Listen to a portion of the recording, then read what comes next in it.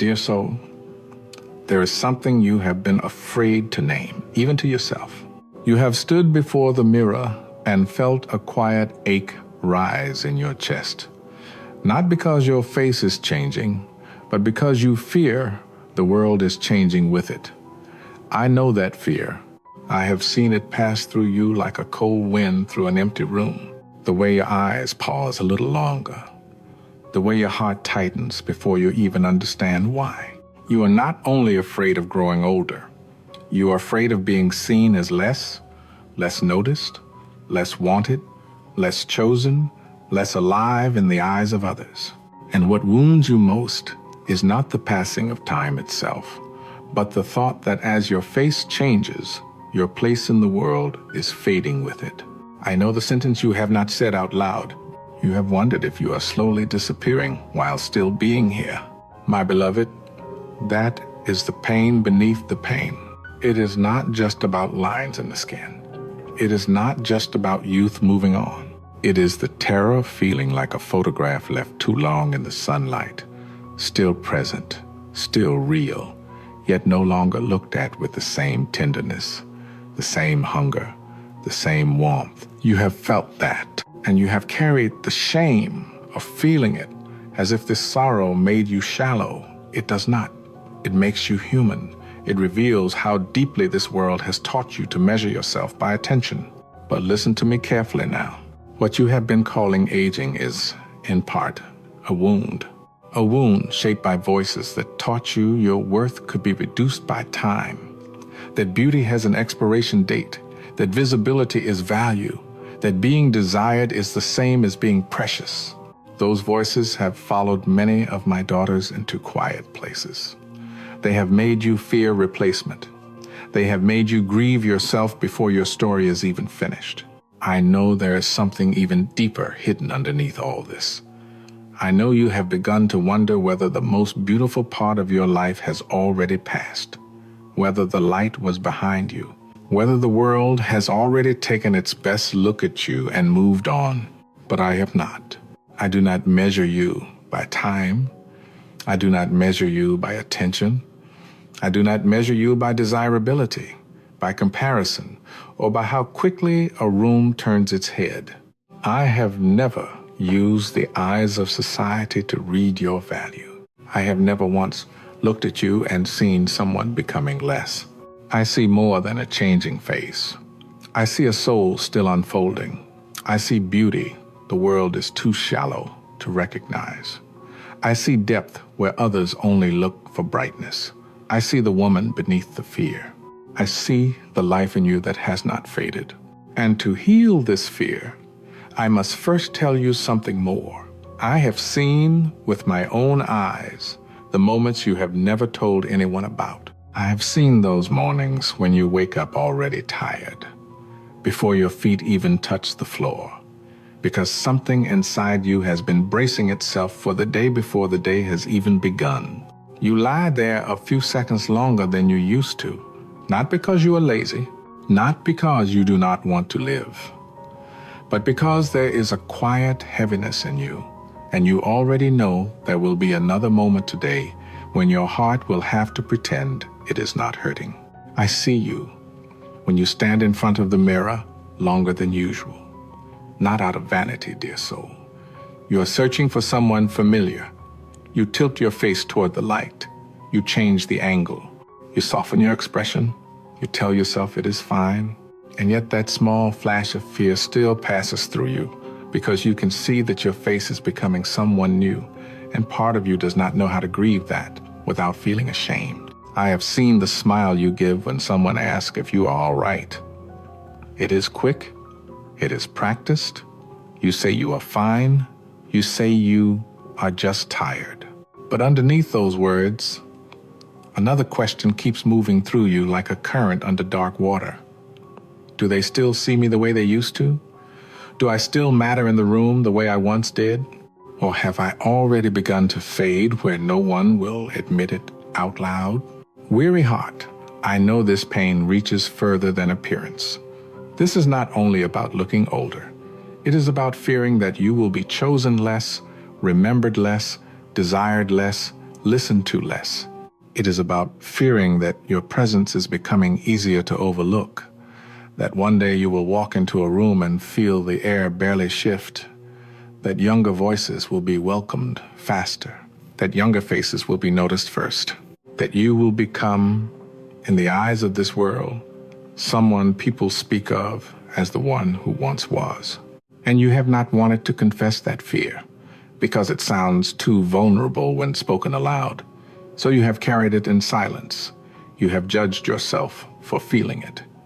But I know what sits beneath it. You are not begging to be admired. You are aching to know that you have not become invisible.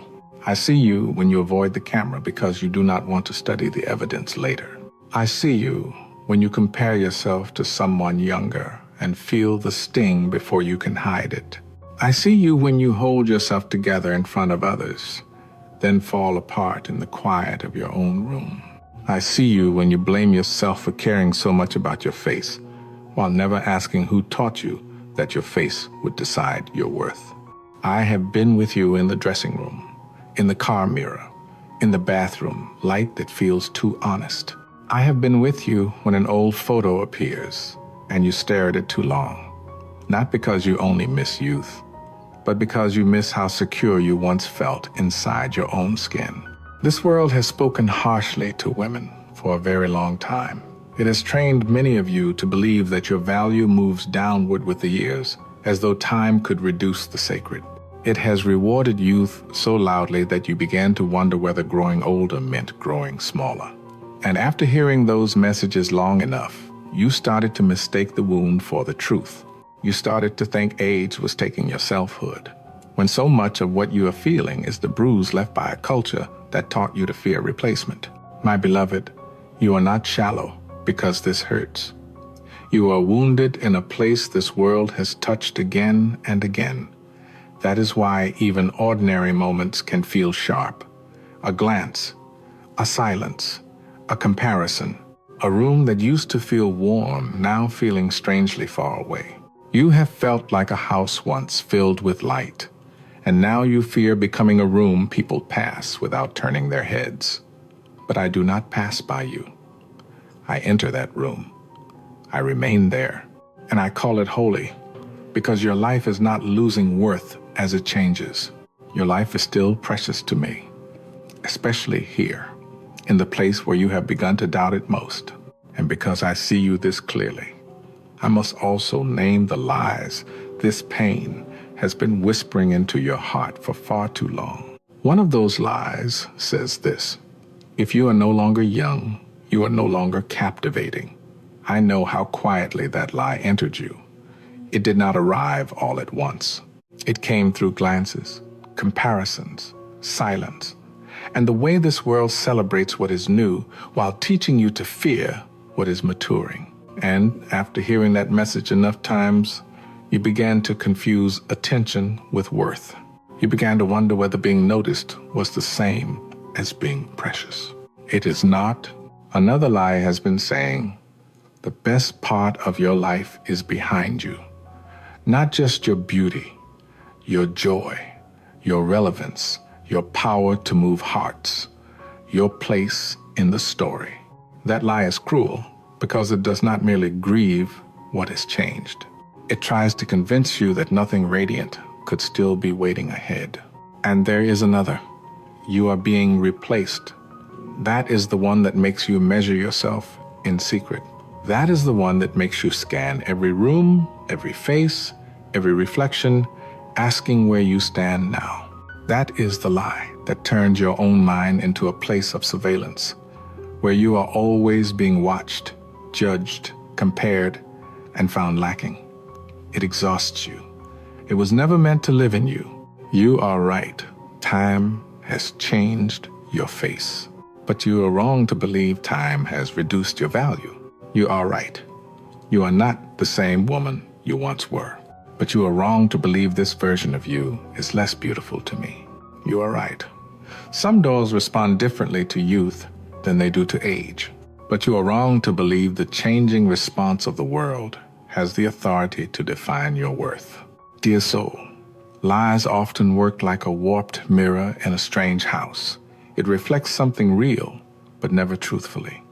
It stretches what should be held gently. It twists what should be recognized with honor. The longer you stare into it, the more unfamiliar you become to yourself. And after a while, you stop questioning the mirror. You begin questioning your own beauty, your own place, your own belovedness. That is what this fear has been doing. Not simply showing you change, but distorting change until you read it as loss, read loss as diminishment, and read diminishment as truth. I know how this happens inside you. When pain goes unchallenged, it starts naming everything for you. A tired face becomes proof. A younger woman becomes a threat. A quiet room becomes rejection. A changing season becomes an ending. And because the ache is real, the conclusion feels real too. But pain is not always a truthful narrator. Fear is loud. It is not holy. Think of a seed buried deep in the earth. From above, it looks hidden, covered, gone from sight. If someone judged it only by what could be seen, they would call it lost. But beneath the soil, a holy breaking is taking place. The outer shell is not being ruined. It is being opened. What looked like disappearance is the beginning of another form of life. What looked like burial is the place where roots learn depth. And what looked like the end of beauty was never the end at all. It was only the part no one understood yet. My beloved, I do not deny that age is real. I do not deny that change can sting. I do not deny that this world has wounded you with what it rewards and what it ignores. But I deny age the right to name you. I deny comparison the right to rule you. I deny fear the right to prophesy over your future. So now, let my voice become louder than time, louder than society, and louder than the fear within you. I declare this over you, dear soul. I do not see you through the eyes of time. I do not measure you by trends, by beauty standards, by desirability, or by how long the world lingers its attention on your face. I have never used the shallow scales of this age to decide what is precious. It is settled. The world may confuse youth with worth, but I do not. I never have. The pain you carry is not proof that you have become less. It is proof that you have lived inside a world that keeps misnaming what is sacred. It has told you that to be younger is to be more valuable, more visible, more alive, but that judgment did not come from me. I have decided that your value will not be interpreted by the cruelty of comparison. I declare that what has wounded you will not be the authority that defines you. Listen carefully now. Beauty in my sight was never a fragile thing that could be stolen by years. What I call beautiful has depth in it. What I call beautiful has mercy in it, endurance in it, wisdom in it, tenderness in it. What I call beautiful has been softened by grief, brightened by love, strengthened by survival, and refined by faithfulness no one else fully saw. The world is drawn to what shines quickly. I am drawn to what has been made luminous from within. Sarah knew what it was to stand in a season that seemed too late. She had already crossed into the part of life where hope looked unreasonable, where promise sounded almost cruel, where the future seemed to belong to someone younger. She knew what it was to feel that the beautiful years had already closed behind her. But I did not call her story finished. I did not call her age a verdict. I called her forward. I brought laughter back into a place that had gone quiet. I placed fruitfulness where human eyes saw only delay. What others would have named impossible, I still named mine. So hear me clearly. Where people say too late, I still say still mine. Where fear says the best has passed, I still say still fruitful. Where shame says you have been left behind, I still say still chosen. I do not overlook you when youth moves on. I do not lessen your worth when your face begins to change. I do not turn my eyes away when the world turns towards someone else. I have not changed my mind about you. You are not a flower that bloomed once and now must live on memory alone. You are like an olive tree grown older in the earth, roots set deep, branches marked by weather, carrying a richness that only time can draw forth. There is oil in that life. There is beauty in that endurance. There is sacred worth in what has remained and in what has been formed through every year you thought was taking something from you. My beloved, I declare that age does not have the final word over your identity. Comparison does not have the final word over your beauty. Silence does not have the final word over your significance. I have spoken, and my judgment stands over your life more firmly than every cruel glance, every quiet fear, every lie you have rehearsed in the dark. And for you to truly step out of this fear, you must understand this. Healing does not begin in the mirror. It begins in the way you learn to read yourself again. Healing is not pretending that none of this has touched you. It has touched you. It has touched your thoughts in the morning, your confidence in the middle of ordinary days, your sense of ease inside your own body. Healing begins when you stop being ashamed of that pain. I do not ask you to deny what hurt. I ask you to stop calling yourself weak for feeling it. You are right. Some changes have been painful, but you are wrong to believe pain must become your identity. Healing is not going back. I am not leading you backward toward a younger version of yourself, as if the only worthy woman was the one you used to be. I am teaching you to see your story through my eyes, instead of through the fear of losing value. I am teaching you to remember your life without measuring it only by what faded, what shifted, what was no longer chosen by the world. I am not rewriting your past into something false. I am revealing what was always true inside it. I know how this reaches into the rest of your life. I see the financial pressure that sits behind your thoughts, the silent calculations, the weight of bills, the tiredness of having to keep going when your body and heart both feel stretched thin. I am with you there. I am not absent in that strain. I am steadying you in places where you feel close to fraying. You are not carrying it alone. I see the exhaustion in your body too, the kind sleep does not fully fix. I see the emotional labor no one counts, the way you keep functioning while parts of you feel worn down, overused, and underheld. I am not ignoring that weariness. I am making room for breath inside it. I am teaching your soul that rest is not failure. It is holy. I see the tension in your relationships, the family strain, the conversations that leave you drained, the love that has become heavy with misunderstanding, silence, or disappointment. I know how much of yourself you have poured out there. I am working in those places you cannot force open. I am protecting what is still tender in you. Not every burden is yours to keep carrying. I see the questions around your work, your usefulness, your purpose. I know what it feels like when a person begins to wonder whether what they do still matters, whether their contribution still holds weight, whether the world has quietly moved on. I have not moved on from your calling. I am not finished with the life I placed in you. Purpose does not expire because a season changes. And I see the loneliness that lives underneath everything else, the inner room where even surrounded people can still feel profoundly alone. I have been with you there. I have never forgotten you there. Even in unhealthy relationships, even in connections where you were tolerated more than cherished, I saw what that was doing to your heart. I am not asking you to make peace with what starved you. I am leading you out of ways of living that taught you to survive on too little love. Do not turn the mirror into a judge over your soul. It was never given that authority. You do not have to hate your body to prove you are spiritual.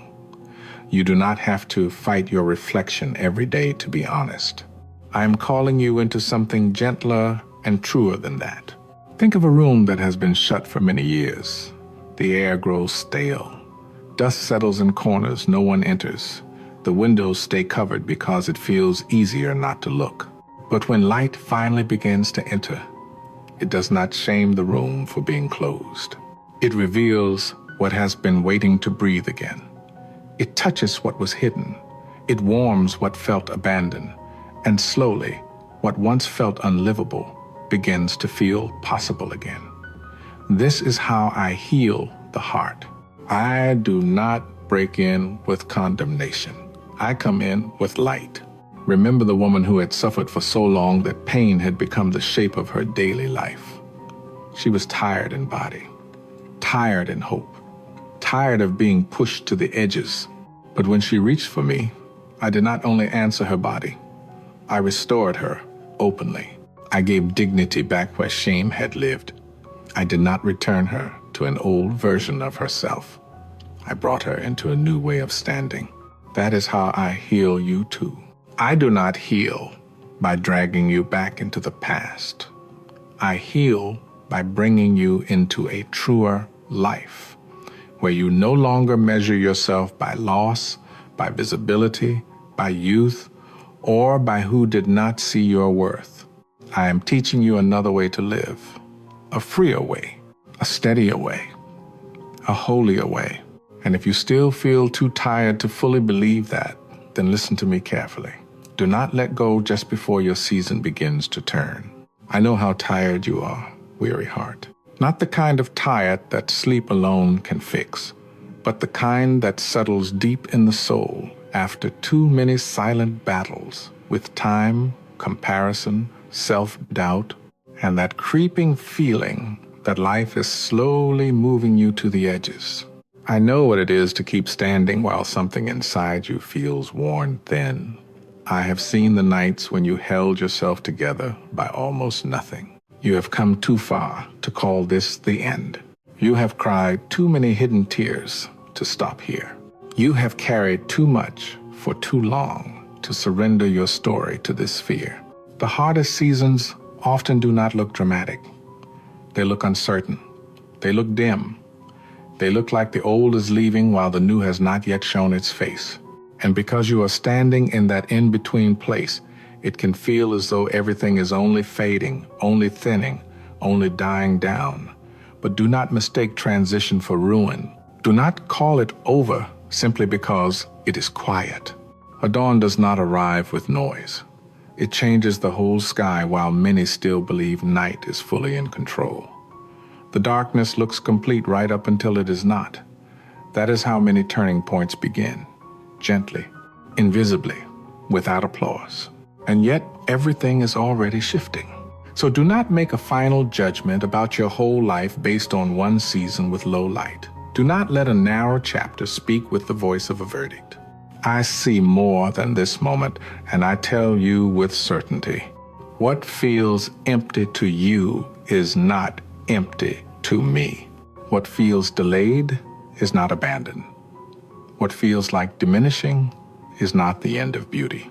My beloved, one day the place that now embarrasses you, exhausts you, and makes you question your worth will become part of the way you strengthen someone else. There are other women walking through this same hidden fear, looking into mirrors, entering rooms, measuring themselves against younger faces, wondering if they are disappearing in plain sight. Your story will not end as private sorrow. I will use it as light. I will make it speak hope. Remember Naomi. She walked through loss so bitter that she believed even her name should change to match her pain.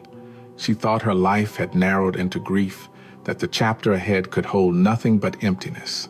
But I did not seal her story inside that bitterness. I was still writing. I was still gathering what she could not see. I did not leave her in the field of sorrow and call it finished. And I am not finished with you. You do not need to see the whole future to keep walking. You do not need every answer to take the next breath with courage. You do not need full clarity to refuse the lie that everything beautiful is behind you. You only need to stay with me long enough for the fog to thin. Stay. That is enough for now. Because when the lies grow quiet, what I want to restore to you is not only peace, but your true identity.